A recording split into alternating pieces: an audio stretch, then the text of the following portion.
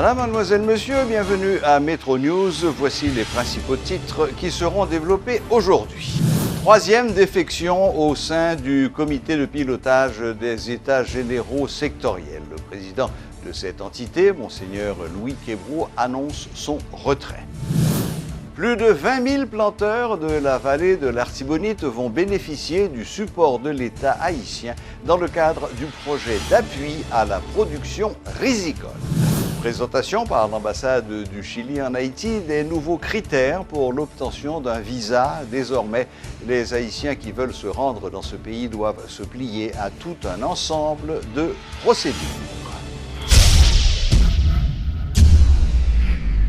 Metro News vous est apporté par Haytrack, l'esprit bâtisseur. Mobile 1, c'est plus qu'un lubrifiant.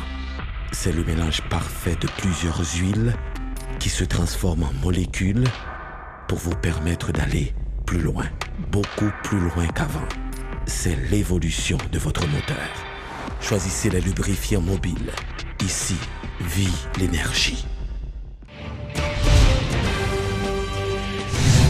Monseigneur Louis Québroux démissionne de son poste de président du comité de pilotage des États généraux sectoriels de la Nation.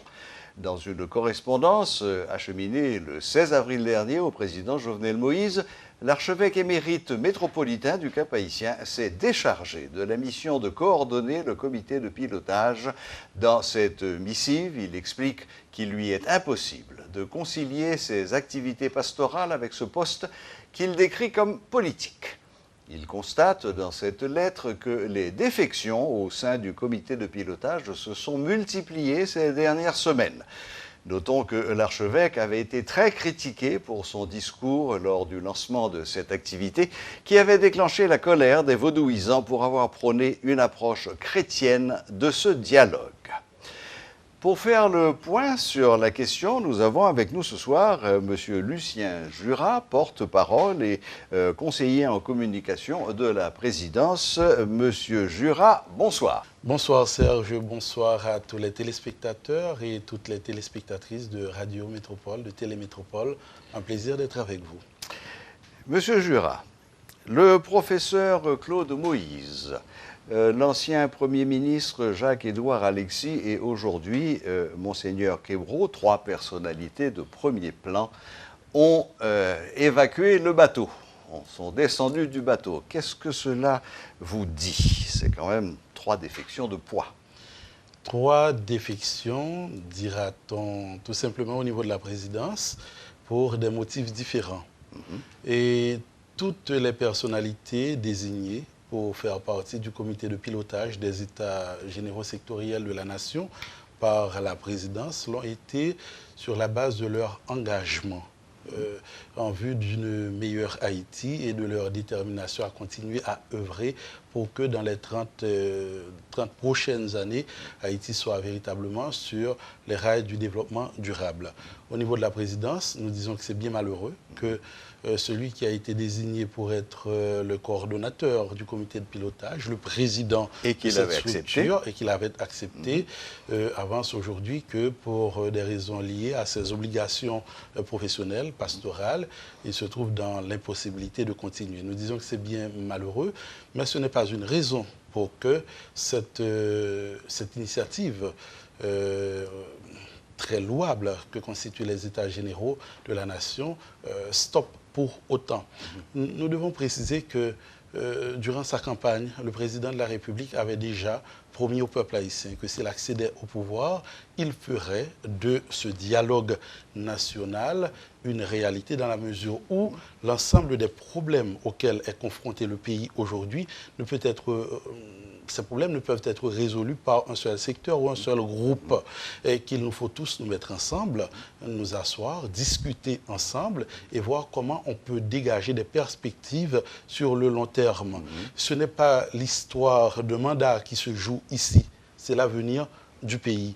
Et vous voyez aussi, pour le comité de pilotage, on aurait pu avoir 50 et 100 personnalités qui sont d'ailleurs prêtes à appartenant à plusieurs secteurs, mais là, il fallait faire un choix et le président de la République et son équipe se sont arrêtés sur ces personnalités. Malheureusement, certaines d'entre elles, en cours de route, ont laissé tomber, mais en ce qui a trait au projet en soi, pas question de le laisser tomber et ça va se poursuivre parce que c'est un impérium aujourd'hui, ces discussions, ce dialogue interhaïtien.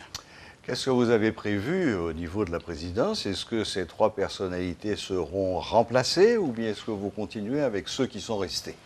Tout d'abord, il faut dire que ceux qui sont là continuent à avancer. D'accord.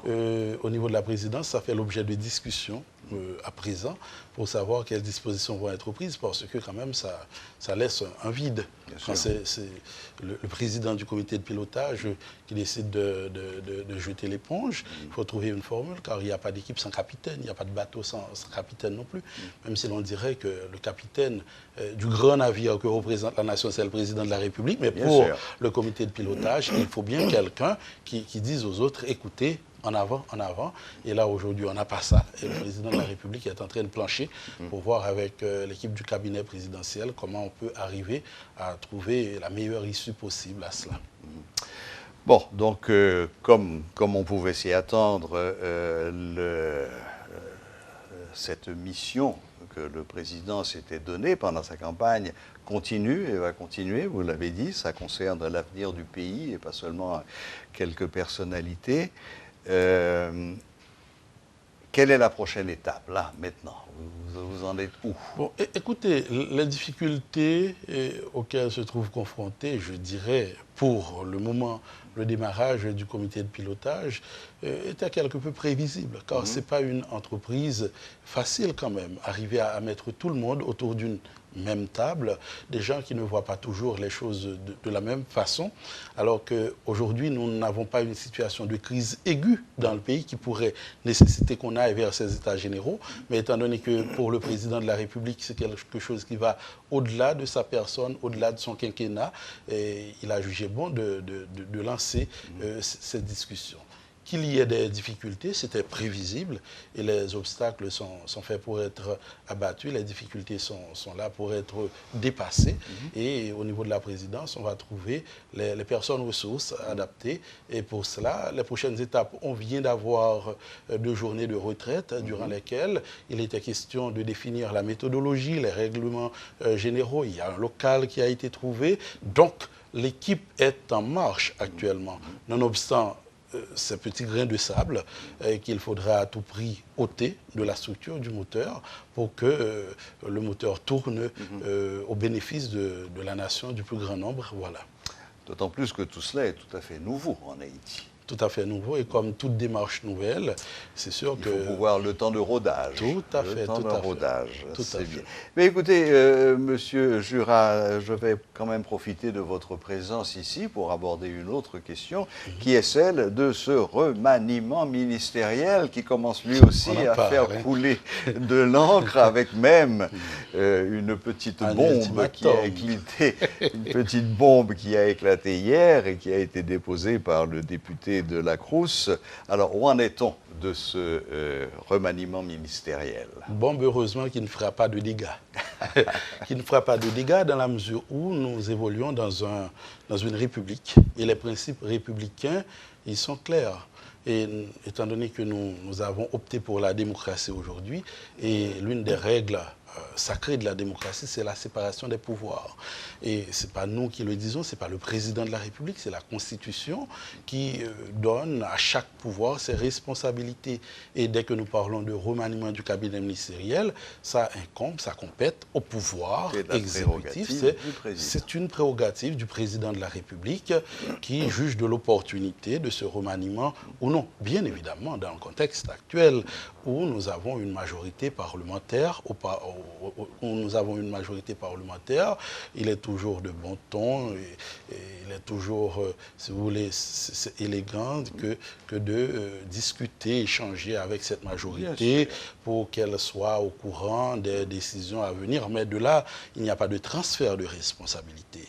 Et l'exécutif, tout comme il n'a pas le droit de passer des ordres au pouvoir judiciaire, au pouvoir législatif, l'inverse ne saurait être accepté non plus. Le président de la République et son cabinet réfléchissent pour étudier l'opportunité d'un remaniement du cabinet ministériel. Et quand cela serait, c'est l'occasion pour moi de le préciser pour les téléspectateurs de Télémétropole, quand remaniement du cabinet ministériel il y aurait, au niveau de la présidence, il y a des voix autorisées. Le président de la République, tout d'abord, bien évidemment, qui a son porte-parole là, qui a un bureau de communication, et puis il y a des conseils spéciaux aussi, qui sont des voix autorisées, des canaux officiels de communication de la présidence, et puis aussi il y a l'organe de communication officielle de la République, le journal Le Moniteur. Quand il y aurait un remaniement du cabinet ministériel, c'est par ces organes que la population en serait informée formellement. Mais vous avez un petit peu évité la question. Dans quel délai peut-on espérer que cet éventuel remaniement ministériel se produira? Puisque nous parlons d'éventualité, de probabilité, c'est au chef de l'État de juger de l'opportunité de cet éventuel remaniement du cabinet ministériel, et quand cela serait, Métropole serait bien évidemment, comme d'habitude, au parfum. Merci infiniment, Monsieur Jura. Merci infiniment d'être venu dans nos studios aujourd'hui nous faire le point et sur la situation de ce comité de pilotage et sur l'avenir du gouvernement actuel. Merci infiniment et bonne fin de soirée. Bonne fin de soirée à vous, et je réitère la totale disponibilité de la présidence à travers ma personne ou un des membres du porte-parole pour toujours faire le point ou les mises au point nécessaires à chaque fois que Télémétropole le jugera nécessaire. Merci infiniment et à bientôt donc. À bientôt. D'accord. C'était Monsieur Lucien Jura, porte-parole et conseiller en communication de la présidence de la République, qui nous parlait, de la démission de Monseigneur Québro et de l'éventuel remaniement ministériel en cours. Le secteur démocratique populaire qualifie de vaste plaisanterie les états généraux lancés par le président Jovenel Moïse. En conférence de presse ce vendredi, le porte-parole de cette structure estime que le comité de pilotage n'existe plus en raison des nombreuses défections enregistrées. Maître André Michel plaide pour une conférence nationale haïtienne souveraine. Suivez ses explications. Dans la situation où il est là aujourd'hui, sa président lancé, ce n'est pas une conférence nationale haïtienne souveraine. Son dialogue, il est lancé. Et pour nous, c'est une stratégie de détournement pour empêcher le vrai dialogue la fête. Le vrai dialogue là pour nous, doit être fait dans le cadre d'une conférence nationale haïtienne souveraine. Nous-mêmes, qui ça nous dit? Nous demandons au secteur populaire, démocratique, progressiste, pour le bataille, pour créer conditions pour conférence nationale haïtienne souveraine en fait. Parce que nous-mêmes, nous ne pouvons pas jamais li bagaille au premier degré.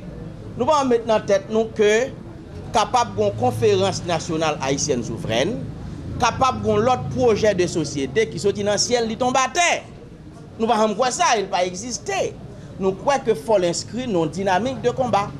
Nous croyons que ça qu'a fait là, qui est pratiquement crasé, parce que tout le monde qui a gagné et pouvoir moral sans aller, ce n'est pas la conférence nationale haïtienne souveraine. Il faut nous batailler pour nous créer conditions pour le faire. Pour nous, c'est un combat qui doit être mené.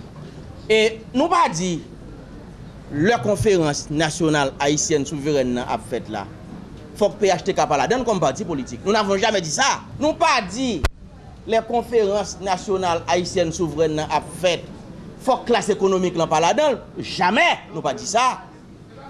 Nous dit, faut qu'on rapport de force qui créé pour le fait, et rapport de force ça, c'est nous qui pour dégager, qui pour créer dans bataille citoyenne, mais là la fête, faut que tout le monde associe là-dedans. Le processus d'obtention d'un visa pour le Chili a déjà débuté officiellement à Port-au-Prince. Lors d'une entrevue exclusive accordée à Radio-Télé Métropole, l'ambassadeur du Chili en Haïti, M. Patricio Ulteras, a fait savoir que seuls des visas touristes seront accordés aux demandeurs pour le moment. Le processus se fait en ligne, a précisé le diplomate.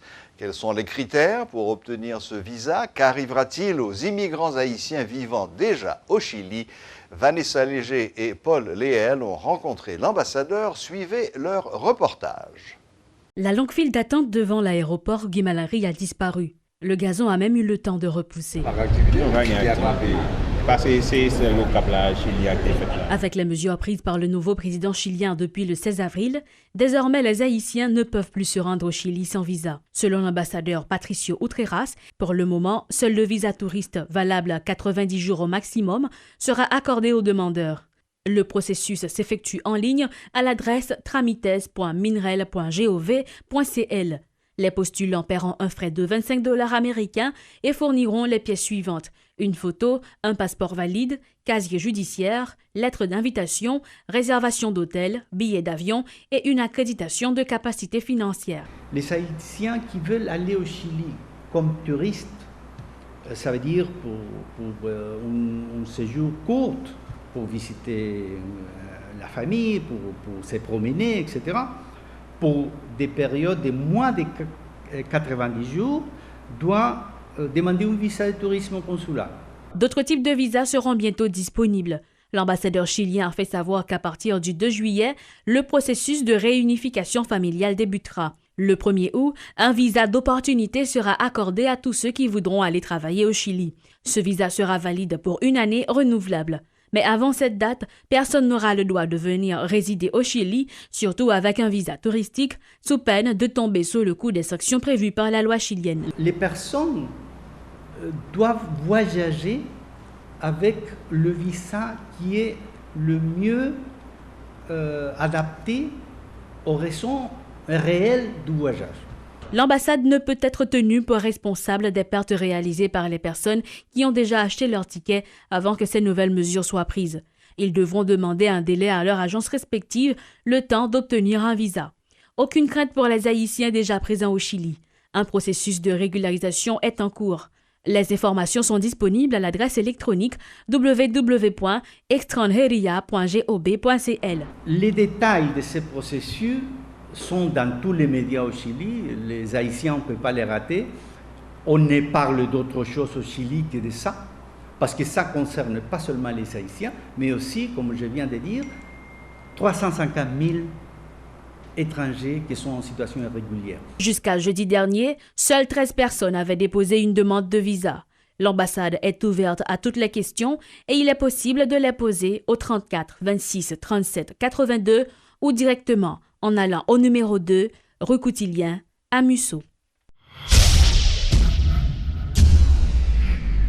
Le président de la République, Jovenel Moïse, s'est entretenu le jeudi 19 avril dans la localité de Cova à Liancourt, dans le département de l'Artibonite, avec 12 présidents de coopératives agricoles regroupant environ 20 000 planteurs autour de la problématique du secteur agricole dans la vallée de l'Artibonite.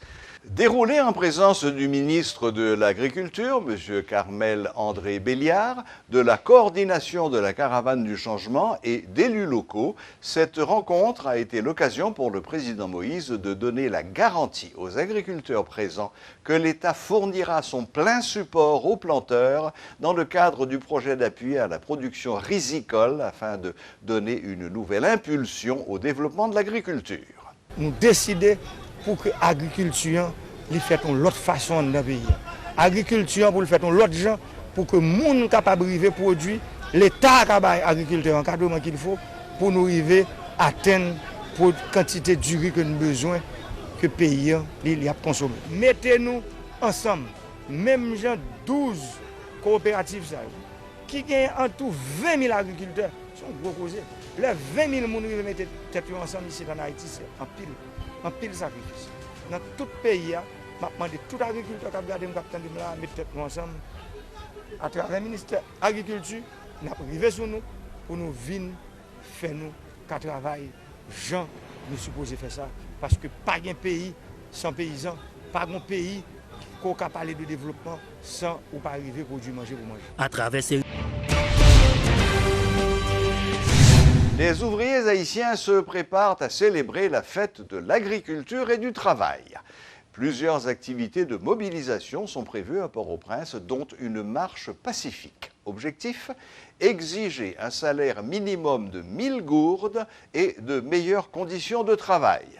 Par ce mouvement, le coordonnateur général de la Centrale nationale des ouvriers haïtiens dit vouloir lancer une véritable bataille pour la libération des travailleurs.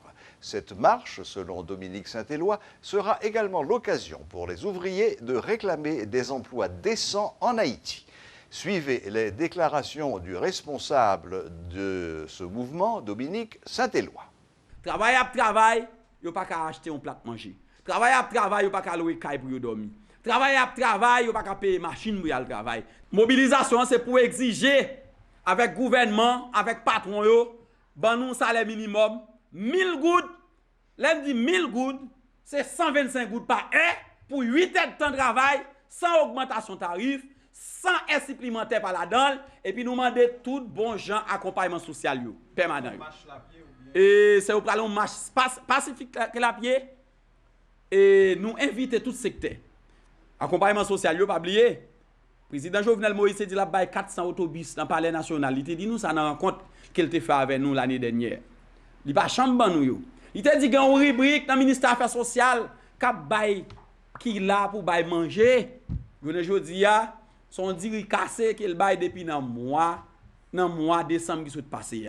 Donc nous-mêmes nous pral mobiliser, nous pral manifester 1er mai, nous pral mobiliser pendant tout le mois de mai pour tout ouvrier qui travaille Caracol, Wanamet, Port-au-Prince, Carrefour, Tabac et Clessine et avec quoi des bouquets, zone la Fito, mobiliser pour que nous soyons capables de porter coller. Agent de sécurité mobiliser parce que je ne dis pas c'est sensibilisation ça c'est lit ça seulement pour faire nous racheter bagay dans l'État.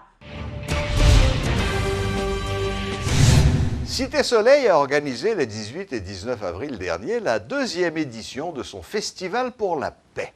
Cette activité socioculturelle s'est déroulée sous le thème « On arrosé soleil là avec la paix pour Racine Lika Boujonnet ». Après ce festival, les fonds recueillis vont être utilisés dans la mise sur pied d'un centre d'accueil en faveur des enfants démunis. Plusieurs artistes, dont B.I.C., Fantôme, Toby, Rudy Rootboy, étaient présents pour faire bouger des centaines de festivaliers ayant fait le déplacement. Suivez ce reportage de Luxon Saint-Ville et Elsie Dieulassin. Jeunes, acteurs sociaux, autorités locales, l'école Foyer culturel Saint-Vincent de Paul était le théâtre d'une véritable bamboche musicale et culturelle. Pour célébrer ces 2 ans de paix dans le quartier, les organisations sociales œuvrant dans ce bidonville avaient un objectif précis. C'est pour la 2e fois que nous faisons. C'est dans le cadre pour nous comment kembe la paix, qui ont la paix durable. Moun Cité Soleil tellement t'es soif la paix ça. C'est pas honorer ensemble de moun notables citoyens dans la commune qui organisent la paix ça. C'est pas honorer seulement. Yo bat bravo et yo kembe y a prié pour yo capable toujours la paix à kembe. Il ne s'agissait pas uniquement d'une activité festive. Le festival aura des retombées positives. Un centre pour les enfants vulnérables sera construit avec les fonds recueillis. Et pour débuter, les initiateurs accueilleront un premier groupe de 100 bénéficiaires. Il y a des gens qui sont dans la rue, des gens qui sont des gens c'est des gens parents qui mourent, c'est des gens parents qui n'ont pas de ressources encore pour être capables de supporter. C'est des gens tout nous capables de dire parents qui chercher au bar quelconque. C'est des gens que nous-mêmes nous cherchons normalement pour nous faire formation, pour nous mettre à l'école et pour nous faire un monde dans la société. Ce festival était l'occasion pour les habitants de Cité Soleil de lancer un message de paix. Aucun développement n'est possible avec la violence, déclare Franz Laurent, invitant les autres quartiers défavorisés à suivre cet exemple. Pour construire des têtes même avec nous, étant que Cité Soleil qui a goumé, qui a une division en haut en bas, je ne dis à nous gagnons presque 2 ans que pas gagner en haut, pas gagner en bas, nous tous sommes seuls. Ça dit nous t'a dit moun Matissan, Grand Ravine, mettez tête ensemble, pour yo ka construire un bon père parce que c'est petit yo, c'est madame yo, c'est famille yo qui est victime, c'est pas étranger qui est victime pour yo. Je ne dis c'est ça que fait nous même dans Cité Soleil, nous mettons tête nous ensemble, nous dit bon nous pas capturer frère nous pas capturer maman nous papa nous et je dis nous mettons tête nous ensemble qu'il faut ouais festival ça rendre possible avec tout effectif moun ça yo. Après la paix, les acteurs sociaux souhaitent voir des investissements dans la commune. Monsieur Laurent de la Fondation Sabadem lance un appel à tous les hommes d'affaires et aux institutions économiques. Et n'a dit porte Cité Soleil ouvri pour moun venir investir là-dedans parce que nous besoin ça parce que gon paquet moun c'est pauvre yo c'est ti machin yo besoin moun qui pour aider yo ba outil compte faire un microcrédit parce que c'est pas nous Fondation Sabadem qui va le faire yo. Faut nous gen l'autre monde qui pour venir investir dans cité à l'aise ça yo pral di bon journée jodi a yo ka investir comme dans cité parce que jodi a Cité Soleil gagne la paix. Les artistes ayant pris part à ce festival de la paix invitent les habitants de Cité Soleil à œuvrer pour le maintien de ce climat qui peut favoriser l'exécution de projets de développement dans ce quartier réputé dangereux il y a peu encore. Voilà.